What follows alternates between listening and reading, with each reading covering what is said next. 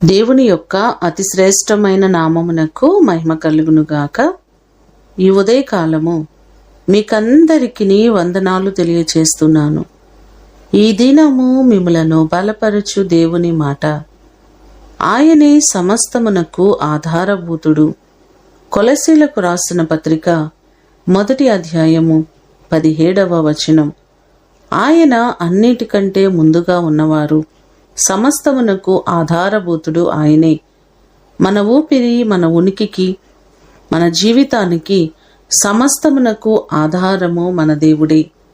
కీర్తనలు 22వ కీర్తన 10వ చరణంలో చూస్తే, గర్భవాసినైనది మొదలుకొని నాకు ఆధారము నీవే అనే మాటలు మనకు కనబడుతున్నాయి. మన జీవితానికి ఆధారభూతుడు ఆయనే.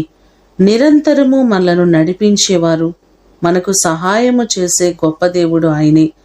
సమస్తమునకు ఆధారభూతుడైన దేవుడు మీ జీవితాలలో ఉన్న ప్రతి సమస్యలను తొలగించి ఆయన మిమ్మును ఆశీర్వదించునుగాక. ప్రార్థన చేసుకుందాం. మమ్మలను మికిలిగా ప్రేమించిన మా ప్రియ పరలోకపు తండ్రి, మీ ప్రశస్తమైన పాదములకు వందనాలు ప్రభువా. సమస్తమునకు ఆధారము మీరే. మా జీవితానికి ఆధారభూతుడవు నీవే.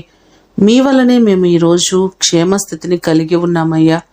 మీరు లేకుండా మేము క్షేమంగా ఉండలేము.